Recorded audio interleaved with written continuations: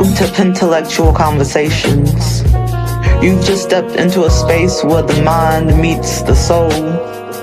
A place where poetry and conversation collab to form a silky, smooth vibe that flows like smooth jazz. Dope poetry, deep dialogue, and unapologetically real energy. So pour your favorite drink, light one up if that's your rhythm, and let the world outside melt away. So sit back, relax, and let's get into tonight's hot topic.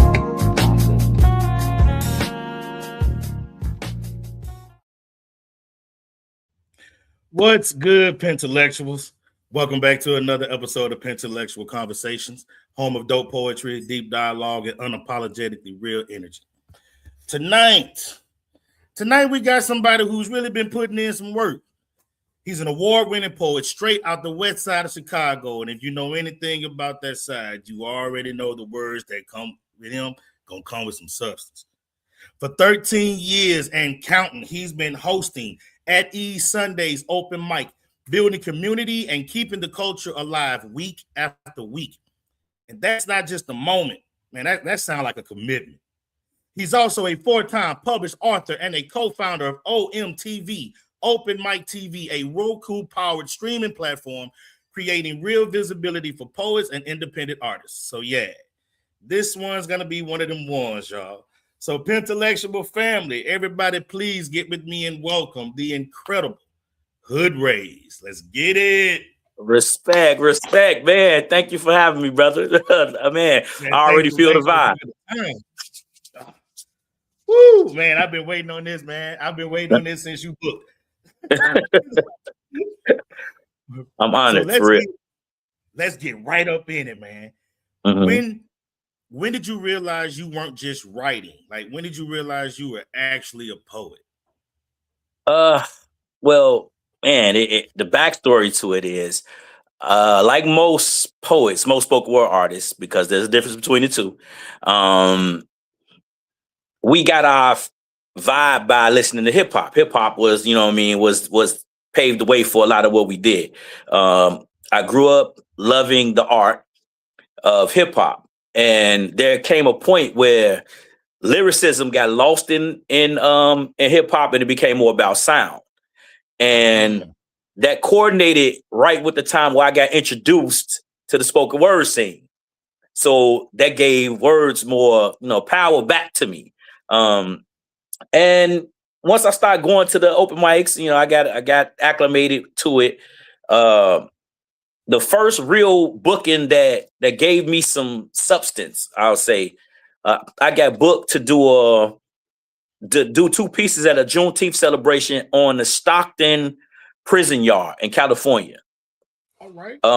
And that brother and one of the OGs on the inside told me, man, if I would have heard what you was saying today, 10 years ago, I wouldn't be in here.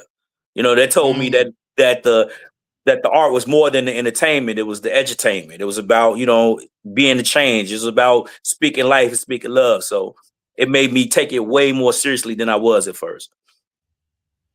Man. Like, all right, so I've never had the privilege of performing on like somewhere like Stockton or the prison yard. But I really feel like that goes right into my next question, where poetry can be used as mental medicine for a lot of people.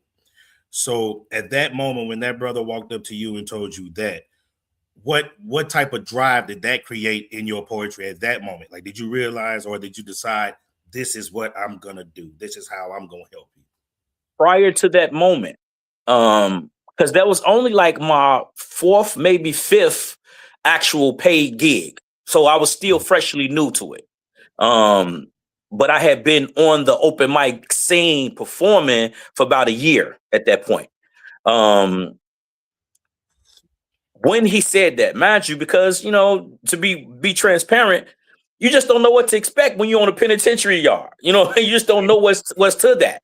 So we sitting at the table and we sitting there with them. And we sitting there with brothers that got triple life. You just don't know what that environment is like until you in it.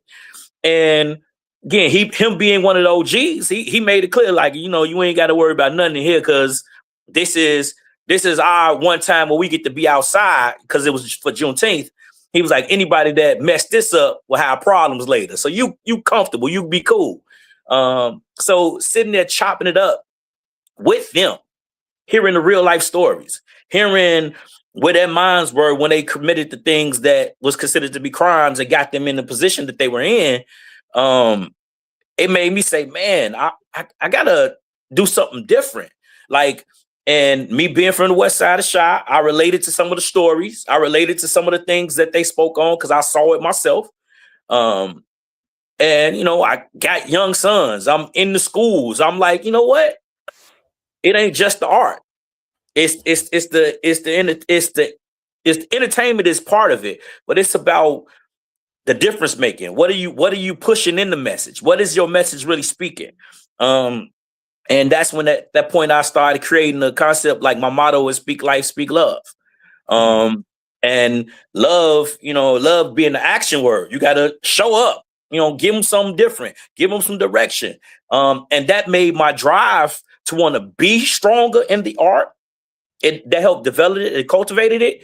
And it just so happens that when that started, my drive took off as far as more bookings, more people wanted to hear what I had to say, and more advocating, more of the storytelling needed to be heard because it expounded past my immediate environment.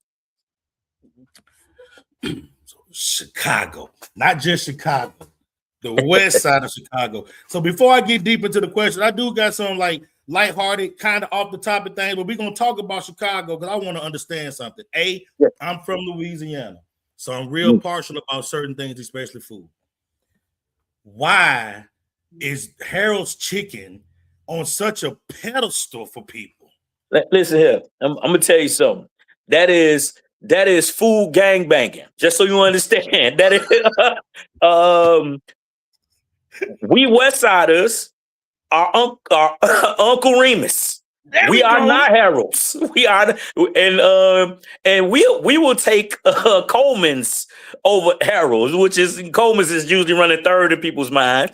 But I have this battle all the time. Like I will go on the South Side with some Uncle Remus chicken just to tease people. Like, nah, this is the real stuff.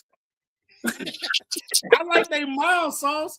Like I like the mild sauce, but I feel like Harold's overrated. But I ain't gonna lie to you, Uncle Remus is a great chicken. But anytime I'm in the Chicago area, man, I look for JJ's. Like, man, I look for JJ's. There you go. Stay impartial. I gotta go to JJ's, and I gotta go get me a Polish out off that Jewtown. Like, I go. Oh yeah, Maxwell Street Polishes, yes sir. Yes sir. Yes sir. All right, another Chicago question, real quick. The Chi series, Chirac movie. What's the better representation of Chicago? The Chi series. Chirac was more of satire. It was not a genuine depiction at all.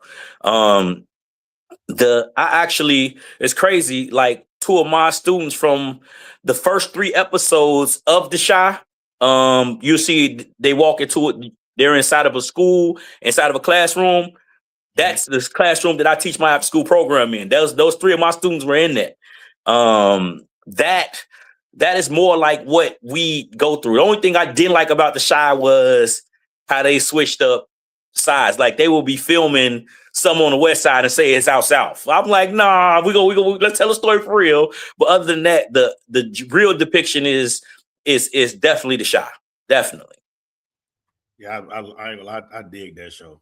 Yeah, I love it. I catch myself watching that and still get mad. Like I know it's scripted, but I still get mad. And I compare it all the time to as far as which show I like better between The Chi and The Wire. And I ain't gonna lie, I run with The Chi. Like, I run with The Chi. The Wire is classic, though. The Wire is classic, man. Yeah. So the name HoodRaised. What made that become your pen name, and what does it represent to you today? Okay, so it's literally a double entendre. I came up with it originally because I was paying homage to my 2 father figures. A little bit of my story is my mom was never really prominent in my life, and my biological father this gang chief from the neighborhood. So he was in and out of jail for the first like 15 years of my life. And during that period, a close family member who was a Marine stepped in and taught me things. So I'll pay homage to them by saying one of them gave me a hood mentality, the other raised me right. So I show love to them. But hood actually is an acronym, and it stands for hot orally orchestrated dialogue. And I'm raised in that way. So bringing heat to the words and showing homage to my fathers. Say that acronym one more time. That was dope. I need you to say it so I can hear this. I didn't know this. I should have did more research. I didn't find this information. Say it one more time, bro. Hood stands for hot orally orchestrated dialogue. God damn. Hey, see, I'm a sucker for acronyms, cuz. So that was dope. That's dope. So your open mics at East Sundays, 13 years, man. First off, congratulations for the consistency. But what made you stay so consistent? What's making you the LeBron James in this open mic world? Ooh, love that reference. Respect. Because it was more than just the entertainment. Somebody always need a therapy session. Somebody always need a stage where they can vent. Somebody always needs a place where they can come be comfortable. We have two rules at Eddie's. One is we do not do any diss poems. There's no disrespect to anybody's art form ever. I say before the set starts that the art form is a brick wall, and each one of us is a brick. And if we have a poke at that brick, the wall gets weaker. So we respect everybody's voice will be heard, everybody's story will be told. That being the premise, that draws in artists, veterans, and newcomers to want to just come and network. And secondly, be energetic, but be energetic and authentically you. Like, you don't got to sound like that poet. You don't got to write like them. You don't have to come and do poetry. It's an open mic. You want to come and tap dance? You want to come be a ventriloquist? Whatever it is you feel it, come be yourself, and we're going to celebrate you. When you put that type of energy out, it gets reciprocated and people feed into it. Do you find it harder being the featured poet or running the room? And which role do you enjoy more? That's a difficult one for me, because stage is still my therapy, and I'm 20 years in. I'm still like, I still get a thrill from performing, even at this stage in it. But because I feel more like a coach now, I feel more like I'm more of an elder, more of one of the OGs, so to speak. So I find myself trying to coordinate the room more than I will stay booked. But even if I'm at somebody's show, I find myself be like, hey, bro, you should try this. Hey, sis. Hey, queen, check this out. Try this way. I spend so much time trying to organize that I don't always get that sometimes I forget I'm just the featured artist. It ain't my show. But I would say if I had to pick between the two, I would prefer to be a host. I find it, I'll be honest with you, I actually find it easier to host. Like, I have a love for the stage, a big love for the stage. I love being in front of the mic. Like, I'm really trying to find some more techniques so that I can get my memorization down better. But something about being the host of the show is like, it's almost relaxing for me to be the host more so than the feature. One more question before I let you attack this stage, man. And you already answered one of them I was going to ask, so I'm not going to ask you that one now. Has Chicago shaped your delivery style? And what's something people misunderstand about poets from the quote unquote hood? Oh, to touch based on that part, the hood is a mentality. It's not a street or a neighborhood. Hood is being like assertive. It's being stand up. It's being kind of blue collared. to get through, to do the work, to get to where it's supposed to be. It's the white collars that's a little bit easier. Hood is more blue collar. And that's kind of what I take from that. And as far as shaping my delivery, absolutely. If you've ever frequented any of the open mics in Chicago, it is some absolute word samurai here. Like, they do not play. They do. You will get ate up in the wrong set. Seriously. It'll mess with your confidence. It'll mess with your, like, you'll never want to write again. So, going rhyme for rhyme with some of the best out there, sharing those stages, it definitely make you, have to hone your craft. No doubt. No doubt. Well, it is time for PenTellectual's followers to understand the exact reason of why they are here. So we're getting ready to hear your first two pieces of the night. And with that being said, HoodRaised, the mic is yours.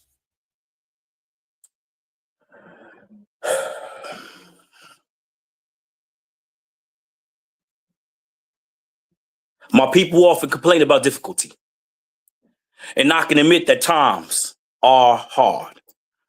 But I also got to say that some of these hardships are self-imposed when a brother won't stop smoking weed long enough to pass a drug screen to get a job.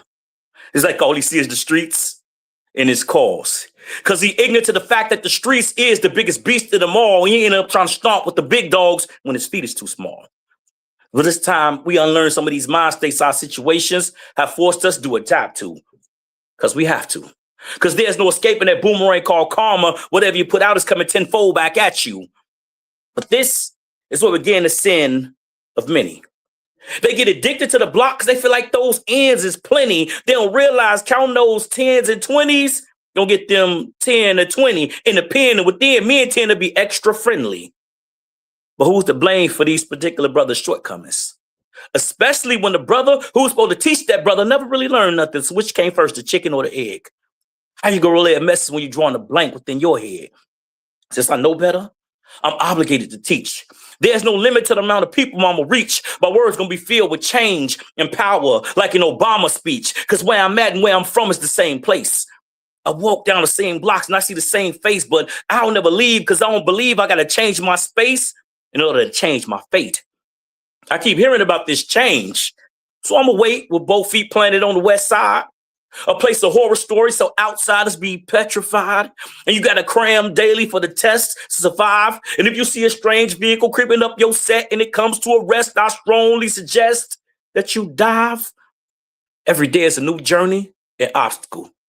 The struggle is constant, but survival is optional. So what some opt to do is sell a rock or two. Then get they work and wait up and take over a block or two, because actually there's nothing out there stopping you, because depending on how hot you got the block, and if your money and clientele comes in flocks, then shit, cops become your partners too.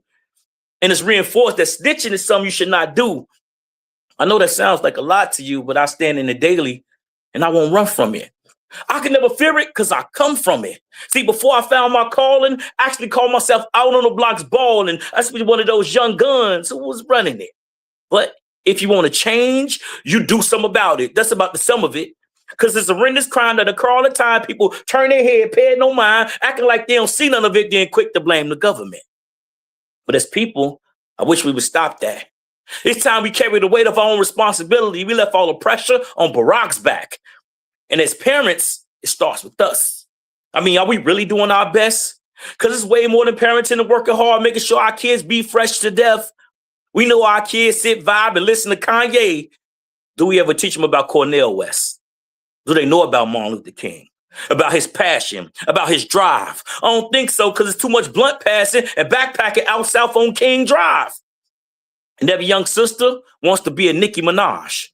And then she don't quite get it right and end up looking like an icky mirage. Then all my brothers want to follow these idiots like these drill rappers that's in the game because they hot, got a lot of fame. All I see is the locks, but not a lot of brains.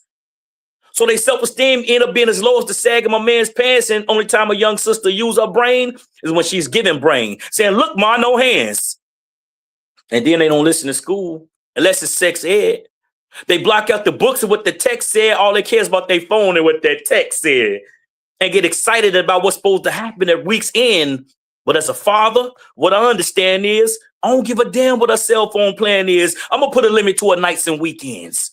Because this reign we hold over our kids is weak and thin. We're not teaching them right, so they straight left. Give them anything they ask for without making them earn it, so their appreciation becomes less and less. And yes, I got a problem with kids rocking all top name gear when their report card displaying straight Fs. They got to learn to not spare the rod and show no regrets. Or they'll end up in a chess match with life, and that's a game of death. See, it's disaster where I'm at. Ain't no laughter where I'm at. It's hard to learn the words because it's crackheads that's pastors where I'm at. Kids throw fits where I'm at. Yeah, it's a trip where I'm at. Ain't no old school values. You a grandma before 36 where I'm at. There's a lot of pain and hurt where I'm at. We can still go from worse to first where I'm at. We just got to learn to let go and let God and pray that it all works where I'm at, because life is a cycle. We become what we've seen. These niggas raising little niggas, but kings and queens raise kings and queens. So that piece is called Where I'm At, one of my signatures that I like to speak about, because I believe in as an artist, you got to show love and you got to teach at the same time. So this is more something a little lighter. Queen, you should let me love you. You should let me kiss you. Let me hold you. Let me rub you. Let me touch you. I want to do the things that lovers do. I just want to love you. See, this is a story about this lady I was acquainted with. A real smooth, dainty chick, but lots of attitude came amiss. So when you shot your shot, it was certain you would take aim and miss, because she was about realness. She ain't had time to match games and wits. But as she walked, it was like a form of abstract art, which from the start invited these truest feelings. And the clothes were provocative, yet none that was too revealing, which on my chart took a section as 3 levels way through the ceiling. See, but from a distance, I could tell this wall she hid behind, she didn't really want to be broken through. But this is what hope will do. It'll make you slide up and try to talk to a woman whose face tell you she's totally unapproachable. So as I slid up and spoke to Boo, I was like, excuse me. I know you ain't going to give me a lot of your time. So I'm just going to be bold, yet brief enough to get straight to the good part. So before you get comfortable in a lonely place, allow me to be your fire escape, to help you escape that backdraft of loneliness burning within your heart. Or let me be your alarm clock, so I can open your eyes from your nightmares, even make your subconscious scream stop. And if you want, we can role play, and you could be David as we slay that Goliath called loneliness, and I'll be your emotional slingshot. And I'll be the stop sign after the longest red light, halting and stopping the flow of negative baggage to your vicinity. And I'll take a trip back in time to get my mind refined by the great Shakespeare and Einstein as I learned about the truest forms of love, poetry, and chemistry. And the simplest things like running your bathwater or buying you roses. See, that stuff comes automatic if you let me. I take more pride in being a dude that'll kick and punch away your fears like the mystical martial arts sensei that trained Jet Li. And the response, it was a simple one. She was like, dude, you must think I'm some simpleton. Even though your words do impress me, I realize poetry is your pedigree, so words are your specialty. So that's just your recipe of trying to get next to me. And your next attempt is a serious attempt at trying that sex in me. She said, sorry, boo, but I don't believe in love without blemishes. Because no matter what you say and how slick you say it, I know the minute you ejaculate, you're still going to immediately evacuate the premises. And I told her, love, you got me twisted, because the love I confess is the type you confess in front of your friends, your God, your pastor, and a couple of witnesses. In fact, this revelation ain't really a revelation. It's more like a beginning. So let's call this the Genesis and let me love you. And if you let me love you, then truly loving you will be my first and foremost task. And I'll never interrogate you about your past, because I realize certain things are better off untold. Plus, my father told me that a woman's virtue comes with more mysteries and puzzles to crack than the Da Vinci Code. And I'm not Tom Hanks in his award-winning role, but I do recognize that as a woman, you are the source of God's truest power on earth. The way you shape change, you take pain as you replenish the globe through childbirth, you deserve to be loved, not frustrated. And I realize your past has got you aggravated. And you agitated by that dude who bragged about his sexual prowess, got him home, realized he greatly exaggerated. You got to recognize that's just your past and time you've wasted. Give me the time. I'll use the tip of my tongue, find your body's outline, then trace it. Won't stop until your whole body's been massaged, rubbed, tickled, then taste it. Before it's over, I'll be the bench your body and more moves and maneuvers than you seen in the movie The Matrix. So let me love you. As your lonely days fade to lonelier nights, my alter ego will start to take flight, and I grab my superhero costume and put my cape on. But I won't be out shooting guns blasting. I'd be in a bedroom fulfilling screams of passion, give you pleasure in every shape, form, and way that you can imagine. You the truest forms of love that you've been waiting on, because I just want to love you. I want to kiss you, I want to hold you, I want to touch you. I want to do the things that lovers do, because as a queen, you deserve love. Rest that peace. Man. Shit. Oh, yeah, that's a round. That's a round. Damn, bro. And you said some shit in there that I'm gonna have to talk to you about after the show, man. Like, you caught me off guard with a icky Mirage, bro. Icky, man, slaying the Goliath called loneliness. Hey, bro, this was an incredible round. I can only imagine what's coming up in round number 2, man. Oh, well, appreciate right you. Man, straight love, bro. Straight love. I'm sitting over here. I'm button on the screen. I'm sitting over here, like, listening, like, damn, I had my blunt in my hand. And as soon as I was about to light it and you had said what you said, I was like, I got a job already, so I'm good. So I ain't got to worry about the drug test. I ain't feel guilty at that moment. But this was a dope round, man. All right, so we're getting ready to go pay some bills and do our soundbite artist of the week. But we're going to start with the bills first. So what we got going on right now, if you want to be a part of PenTellectual Conversations, whether you want to be the hot topic or you want to promote your music as being the soundbite artist of the week, or you need some PenTellectual merchandise, right here, all things PenTellectual. Hit that QR code, or you can see the link that's scrolling at the bottom. Click that, go there, and get your stuff, fill out your forms, and come join me for a conversation. We'd love to have you here at PenTellectuals. Our sponsors, as always, you have me, Paul Cram the Poet. I need to say more. Nice by Yoshi. Well, excuse me. Nice. You got Desi Beats and TNT Business Consulting. Our special sponsor for the rest of this month is the Black on Black Rhyme Step 2 The Mic Poetry Troupe. I'm saying it right this time. Out of Mobile, Alabama.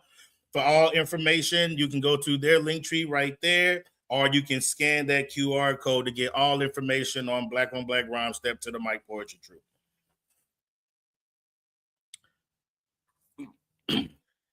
Next, this is what we got going in the world of poetry. And as you see, that beautiful face right there is none other than Ebony the Goddess. And she will be featuring at Verses and Vibes, which is an open mic every first Friday. She will be featuring March 6th on 2026 at Port St. Lucia, Florida. So you make sure y'all reach out, man. All are welcome. $10 admission at the door. Artists get in free with a guest. You can go to Step to the Mic.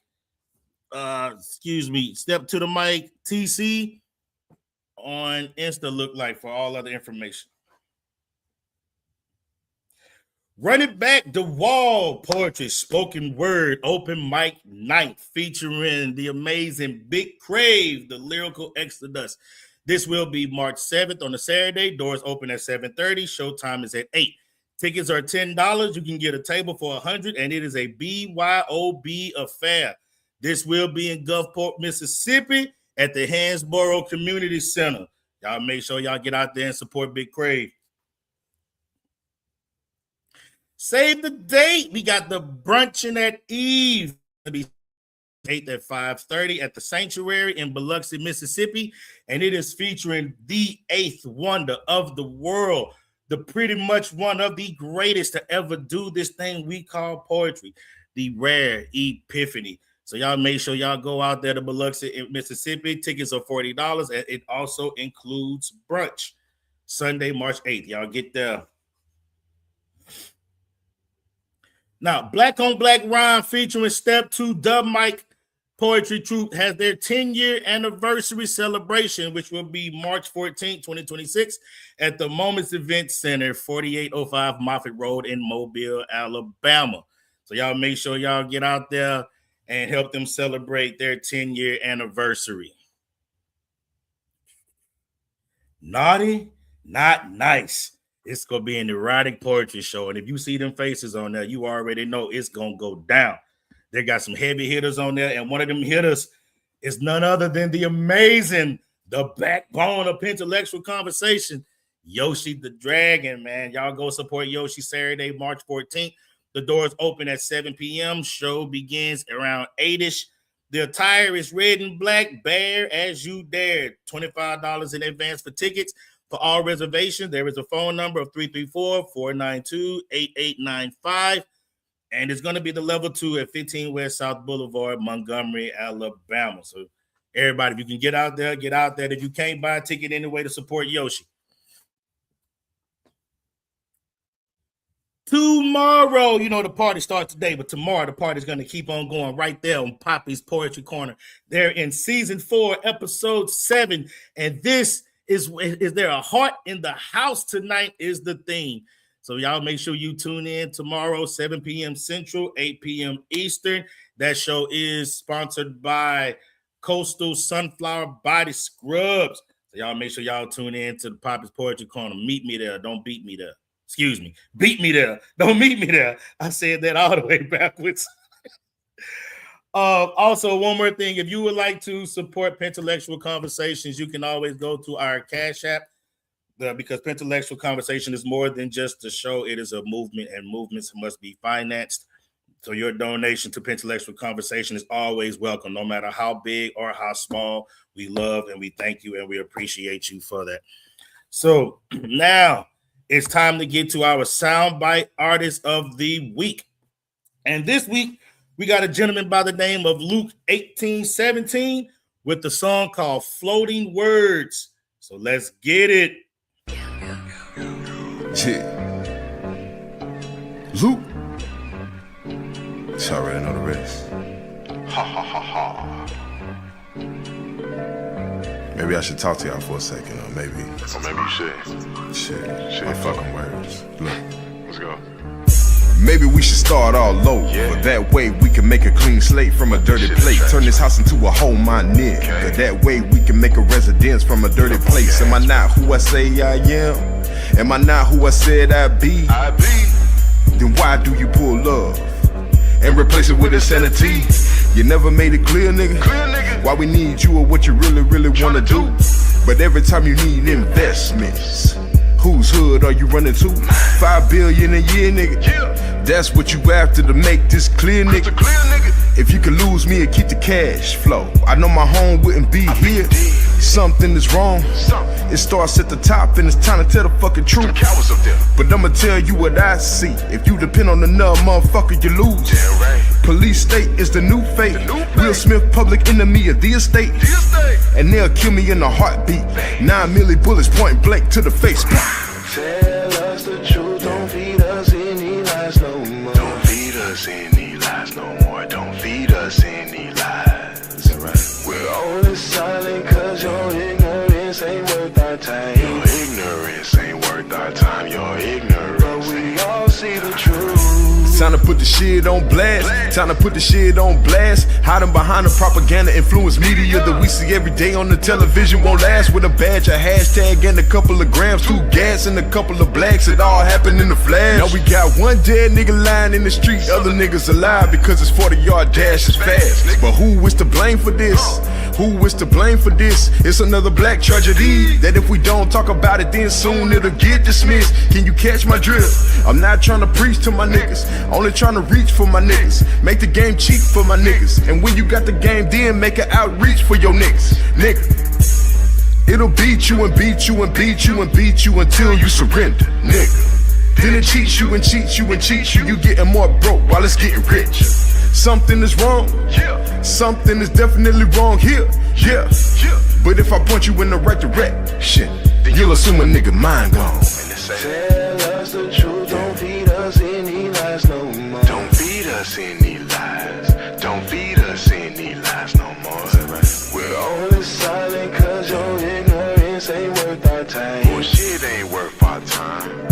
shit ain't, but we all see the truth.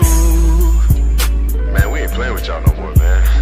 You know, the people really rallying, you know what I'm saying? They always told us that the revolution would not be televised. You know what I'm saying? So, shit. Be careful.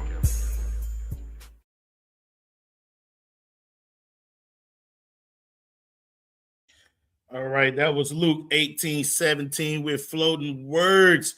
So y'all make sure y'all check him out, man. Check him out. All right, so it is time for the second half of this amazing interview. Oh, man. So how'd you feel about that song just then, Bob? Man, I was rocking the message. You know, I spoke earlier. I care more about the message than anything. And you know what I mean? He was definitely speaking literature.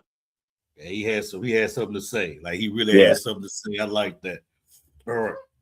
So let's talk a little bit about OMTV. Mm-hmm. What gap did you see that helped you in the process of creating it? Like what made you say this is needed?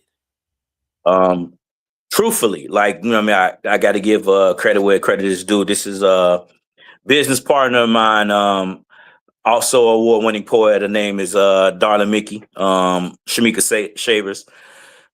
Happened during the pandemic. She's one of the co-founders of At Ease Sundays.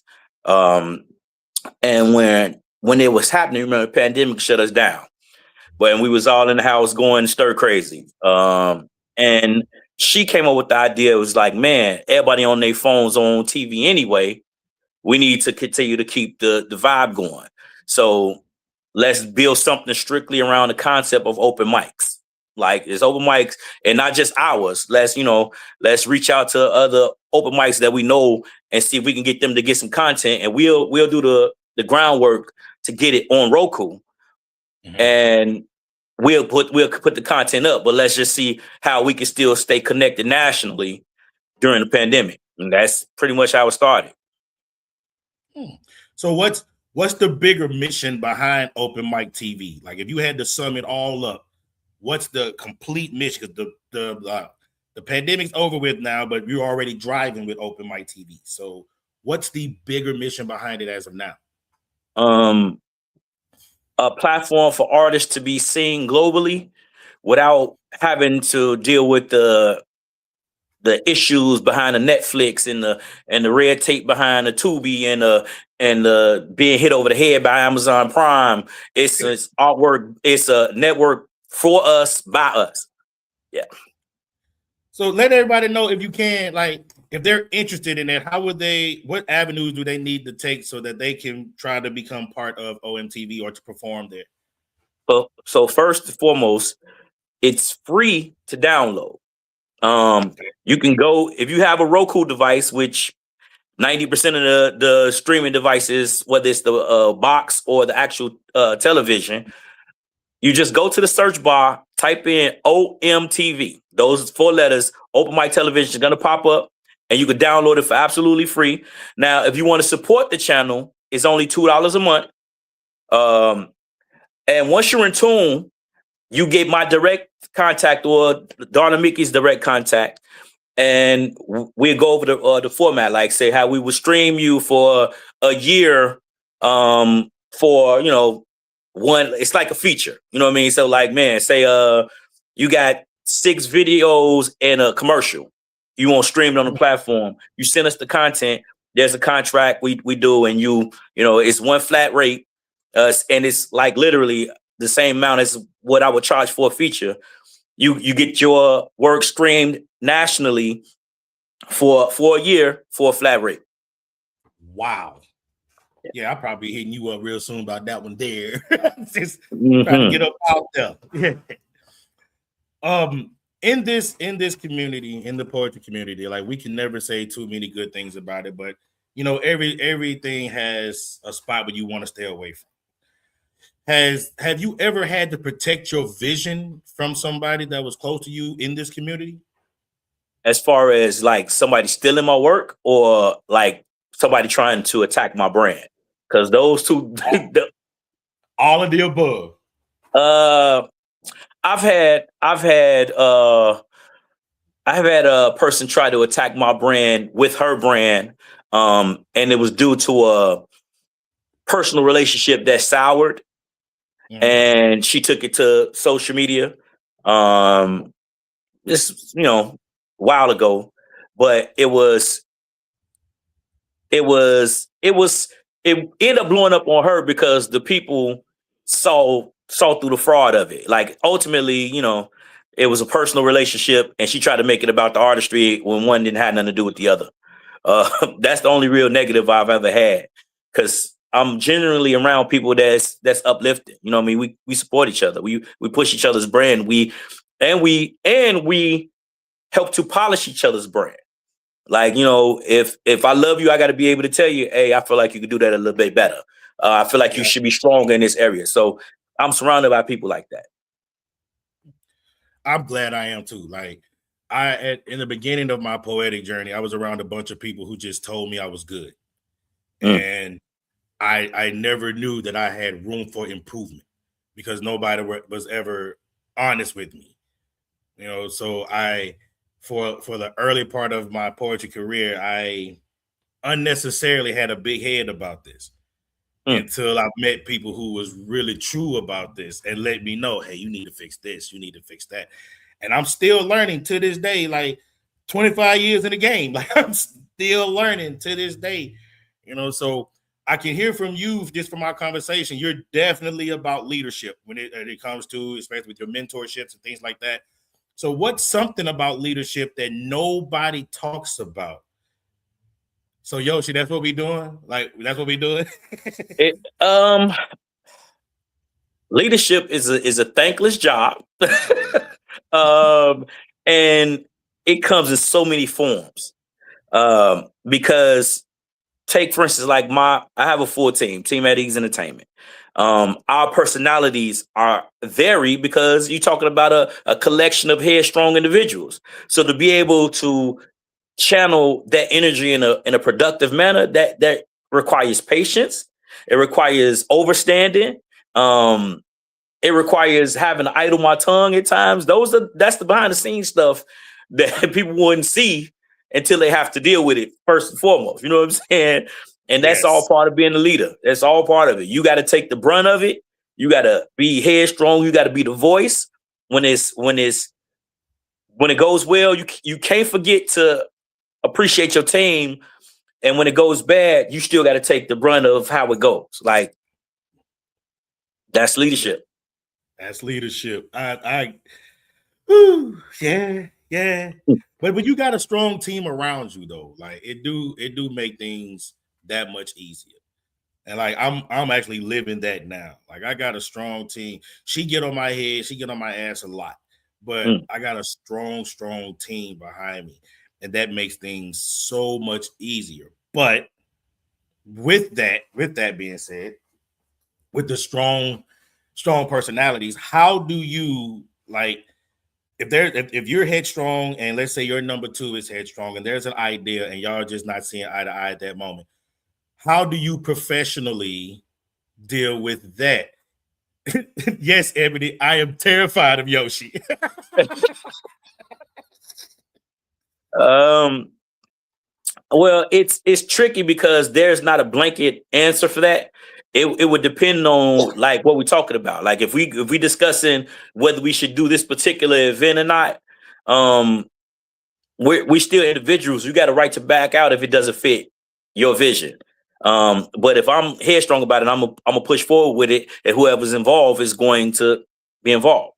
But if it's something about, say, the event space, we have to be coordinated. If we're not on the same page about it, because that's a collective, this happens at this event space because it belongs to us. It's not that's literally 50-50. So if it says, hey, if we're not in agreement, we're not doing it. I like that. That works. That someone said that you are a semi gentle bully. Sherry Ball 9701. I knew who it was when she said it. She's also a member of one of my teams. She's actually the newest member of the team. That's Poetry Smiles, and they call me a gentle bully. Well, you know what? Send the link to your entire team, man. We never know. We might have an at ease open mic takeover show. Never know. Oh, come on, man! Don't threaten me with a good time. Hey. Right. So do you still get nervous before performing? Before every performance, before every single one, because I think that's a sign of humility, and that's a sign of human nature. Regardless to how long we've been doing it, how many times I've done this particular poem, each crowd is different, and people are going to receive it differently. So if I'm bold enough to want to speak in front of the audience, it matters to me how they receive me. So overthinking happens. I deal with it by just starting to speak. Like once I get in zone, then it's done. But thinking about it prior to introduction, prior to starting the poem, I'm always nervous. I get nervous if I gotta spit on an internet radio station like Epiphany Radio, and they have that. I get nervous then. Nobody can even see my face.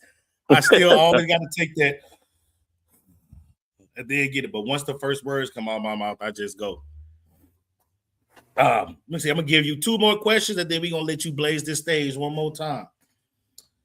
What truth did poetry force you to confront about yourself?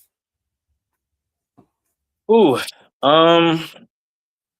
you want to get into the deep stuff? All right, cool. Let's do that.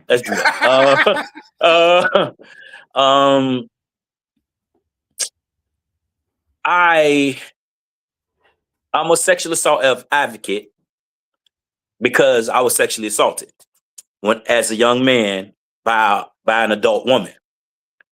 I speak about this regularly now. Initially, I didn't because, for one, embarrassment. 2, not quite understanding that it was actually rape. You know what I mean? It was because after a while, I went back on my own. You know what I mean? I went back to continue. And when I wrote a poem called "She Took It," and it's, I was spoken on TV, on national stages at the Black Woman Expo. I've done it nationally, and that poem made me deal with some of my personal issues. Some issues I've had with some women in the past, some issues I've had with certain relationships, and I know it stemmed from that particular scenario, and that allowed that poem and other poems I've written along those guidelines have helped me heal. I can't say that I was healed prior to actually sitting in front of the mirror, writing and talking about these things. Mm-hmm. And what's one truth you want people to leave this episode thinking about when it comes to hearing the name HoodRaised? When they hear about you, what do you want to leave them with from this episode? The one thing that I battle with relationships and to the artistry and to the stage, I am labeled cocky, and my persona on the stage is confident. I fear no stage. I don't hold back from speaking my truth when I'm on the stage because I feel like that's when I'm being my most authentic self. But off the stage, I'm actually kind of shy, and people don't know that. Like off the stage, I'm chill. You know what I mean? That's why, again, relate back to the title, gentle bully. Because when it's time to work, it's time to work. But when it's not, I'm in the cut with my hat pulled down, staying out the way. Yeah. I'd rather be tucked out the way. Yeah. That's it. Like I got that. I have that Paul Cram persona that's gonna talk to you. Paul Cram is social, all of that. DeAndre, nah, cuz I'm gonna sit back. Man, I'm gonna sit in front of the TV, watch some Marvel or some anime. Let me chill. Like leave me in the cut, I gotta get into anime. Everybody that I rock with watch anime, so they get to talk, and I just look at them. I only watch Blue Eyed Samurai. And I got deep into that and found out that was a girl, and I was like, "Damn, that fucked me up." But it was like, But yeah, I got to get into it, man. What's an anime you suggest I go ahead and get started on? See, I'm old school, so like they talking about like if I would tell you, start with the classics, go to the original Dragon Ball Z's and build from there. So go back to the first episodes of the Dragon Ball Z's, then you can get into a Ninja Scroll. Then you can get it. Then you'll be able to evolve to some of the newer characters because you'll see that's the basis with those characters. They started from there. All that's on YouTube. All that's on Netflix too. I'm gonna check that out, man, because everybody get on this anime. I'm like, man, I don't know shit. So I just start conflict. Even with Marvel, I just start conflict unnecessarily. Like I just say something like, man, Spider-Man, the greatest superhero ever. Then I just get out of the chat and just let people argue. And that's my entertainment when it comes down to shit like that. I just sit back and laugh. All right. So you ready for your second round? Yes, sir. All right, cool. Yes, we get two more pieces from the amazing HoodRaised, everybody. So y'all get ready to be wild one more time. HoodRaised. Okay, so first two pieces, did some hood stuff, did some love.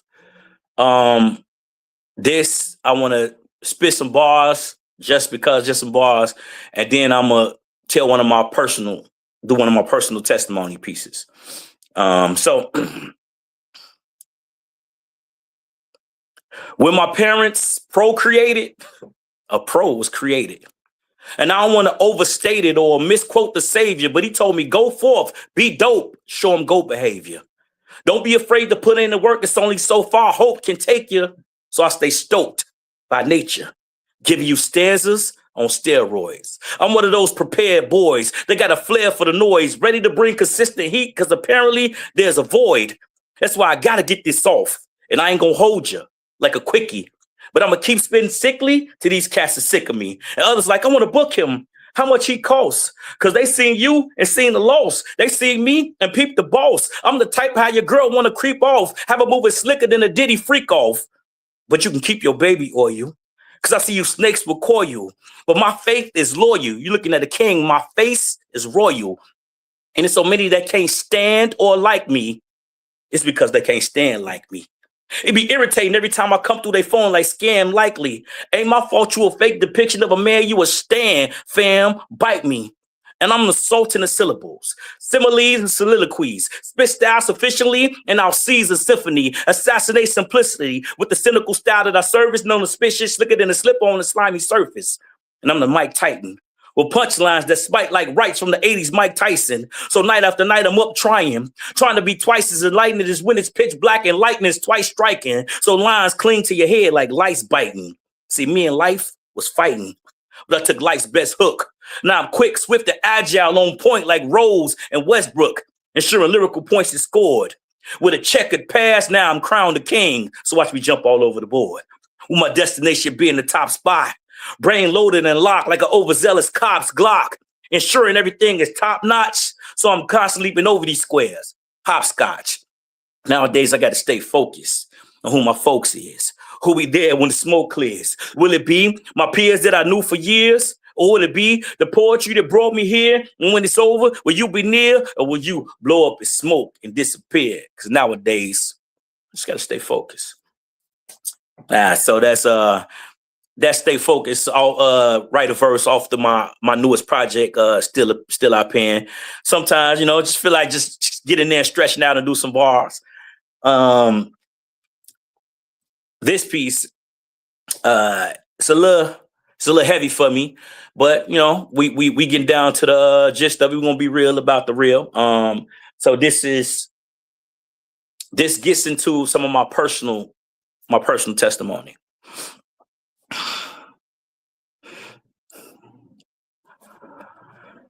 Mother is the term that should come second only to God in the eyes and hearts of men and children. Love, honor, compassion, respect should come along as standard feelings, but love, or should I say the lack thereof, is the emotion that left this man standing, yet still shaking and reeling. Recognize that my mother's heart had to be as cold and as empty as abandoned buildings. So, mama, what happened? Were you not born with those specific maternal instincts? Don't you know we depending on you to be the bond to hold this family together? We ended up being a group that disbanded like NSYNC, and you, as the leading rock star, literally. Copper rocks from dudes in my class, and the backlash is you being the direct result of some of my most painful memories, like my 8th grade award ceremony, when I was one of 3 students to receive a certificate from the president. Totally proud of what I had accomplished. So in celebration, I invited some of my best friends back to our residence. And we were in my room kicking it and shooting the breeze till it was time for them to leave because it was getting late. And I opened up my bedroom door to a shocker to you holding one nostril with your face down into a plate, inhaling this white substance into your face. I don't think you realize what your carelessness did to me, or recognize how cruel kids can be. Because never mind the nightmares I had that night.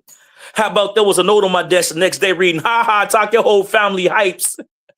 And mama, you know that ain't right. And because of that rambunctious display, I almost cried. But thanks to my daddy, even at 13, I was filled with pride. So, mama, what happened? What about the time I was 12 years old and my cousin's 27-year-old baby mama was having sex with me? So I came to you confused and crying. What you do? Looked me dead in my eyes, laughed at me, and told me, "Boy, you lying." And then once she got busted molesting another one of my cousins, that you paid attention to what it is that I had to say. By then, it was too late. It was 3.5 years later. I was 15 years old with a baby on the way. Even in my relationships, mama. Don't you know the love that I was missing from you? I was seeking from other women when I was meeting them. But since I didn't know how to recognize real love, I didn't know how to reciprocate real love. So in the end, I ended up mistreating them. What about the time it was time for you to get your system clean? Because you was ready, so it appeared.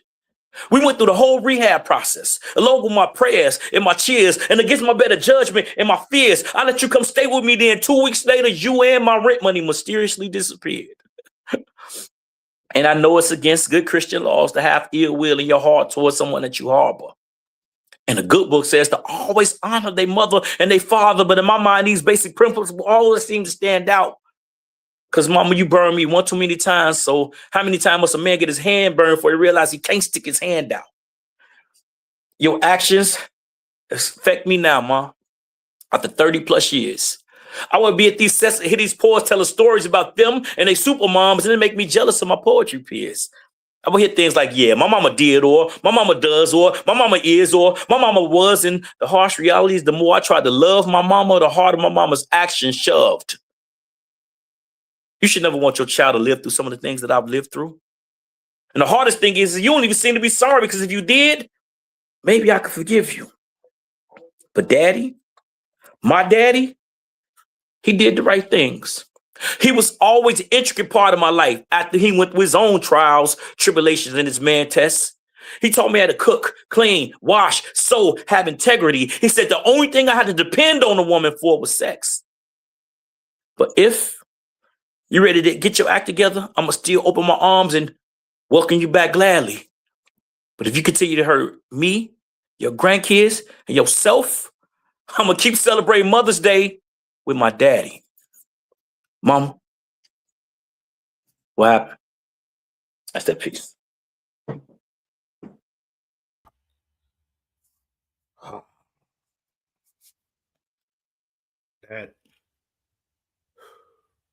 That one was heavy and so relatable. Like for me, just in an opposite way, it was like I tell my mama Happy Mother's Day, and I don't do a whole lot, but for Father's Day, I go all out for her.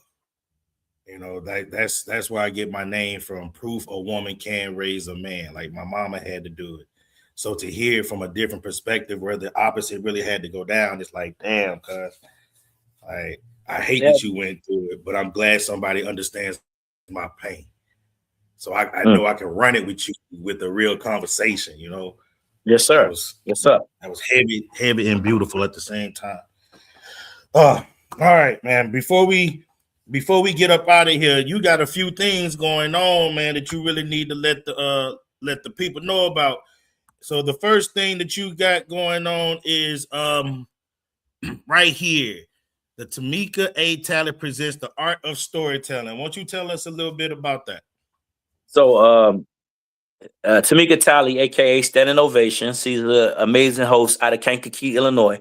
Kankakee has a pretty decent poetry scene out there, and this is their anniversary show. So I'm going to be the featured artist there. That's coming up this Sunday, the 22nd. And I love Kankakee. It's like, it's about 45 minutes from Chicago, outside of Chicago. The vibe there is real. Like the energy in the room is amazing. It's immaculate. Y'all need to come check that out for real. Get in tune with Tamika Talley, aka Standing Ovation. No doubt. And the next thing we have is Wine and Words. Tell us a little bit about that one. So Wine and Words is a monthly open mic ran out of Gary, Indiana. That's my partner, one of my team members, my mentee, Aphrodite. She's co-featuring with me that night. It's ran by Red Ra and Big Sexy. They've been doing it for quite a while. I'm not sure how many years, but they've been running this open mic for a while. And this is actually them bringing me back for the second time. The wine bar is SNL Wine Bar or Dialogue. I want to make sure it's the right one. It's Dialogue Wine Bar. They have it's a real chill, intimate feel, but they be lit in there. So like that's the open mic. The open mic scene is heavy in this immediate Chicago and the surrounding cities. It's big. All right, cool. That's where y'all can find HoodRaised, man. He let y'all know if you really need to get some more information about it. You can always replay this episode, or you can definitely hit him up. I'm pretty sure he's open because you got to book him. Make sure everybody please subscribe to the channel, man, so you won't miss this or any other episode that we have. Now, HoodRaised, please let everybody know where they can follow your pen. If you got any merch that you want to promote, right now it's yours. Get it in. Okay. Before we get into the follow part, I am a 4-time published author, actually halfway done with the 5th. And each of my books they're books of poems, and they come from different chapters of my life. The last 2, the third one is therapy. What therapy is HE because it's about men's therapy. This is when I lost one of my closest family members, my nephew. He used to be my cameraman and my did all my visuals, my album covers and stuff like that. When I lost him, I was in a real bad space. And the pen became my therapy. So that was the poems in there are a little harder, you know what I'm saying? It's some healing for myself in it. And then last year, I dropped another book with the audio album inside of it called Still I Pen. These are the last 2 of my 4 books. So, they're available on my website, HoodRaisedPoetry.org. I have a clothing line, HoodRaised Poetry, one that says Dope Black Poet. One says Imagine, Write, Spit, Repeat, which is an artist creed. All those shirts are available in hoodie, t-shirts, because it's more than just a name, it's a brand, Of course, download OMTV, and please follow me on all the social medias, HoodRaised_poetry on Instagram, and just HoodRaised everywhere else. It's one other HoodRaised in the nation, but he's a skateboarder. He ain't a poet. So put in HoodRaised Poetry, and you'll find me. Follow me everywhere, especially on Cash App. There you go. No doubt. Oh yeah, man. I'm definitely gonna be hitting you up real soon. You just said something about a book that you it's a tangible book, but you said it also comes with like an audio version. So what I did was I wrote 25 poems, and I put it in a book form. But then some of the pieces I felt like sounded better. I turned them into actual tracks. So like I got vocals behind it, over music and everything. And then inside of the book, it's a QR code that you can scan and listen to the album. So you can only get the album by purchasing the book. Okay, say it again. You can only get the album. How? Because it froze up. By purchasing the book. You purchase the book, you get the book and the album. Bet that up. Bet that up. You have no idea, man. I've been struggling, been trying to figure that out for this book that I'm working on. And the universe works the way it works, man. I love it. All right, man. I want to, on behalf of PenTellectual Conversation, I want to thank you again so much for taking the time to come to the stage and have this conversation with me, brother. This will not be the last time you are here. Believe that. I hope so. I hope so.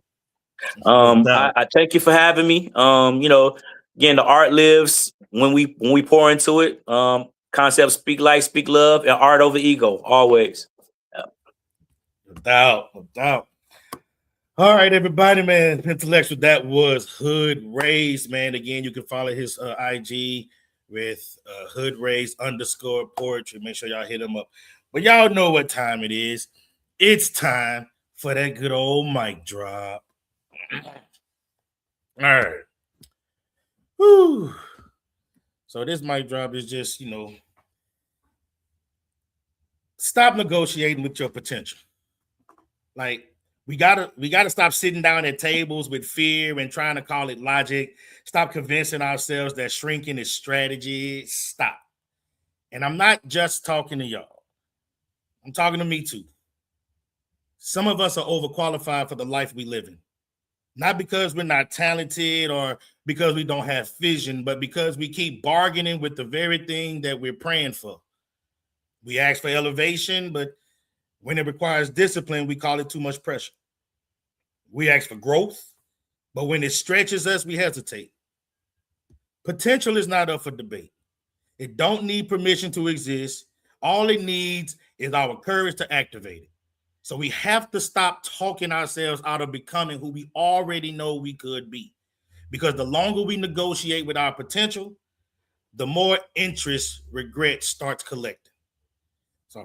So this is Paul Cram the Poet, once again reminding you that dope poetry, deep dialogue, and unapologetically real energy will always reside here at PenTellectual Conversations. Remember to subscribe, share it with your friends. Love y'all. We out.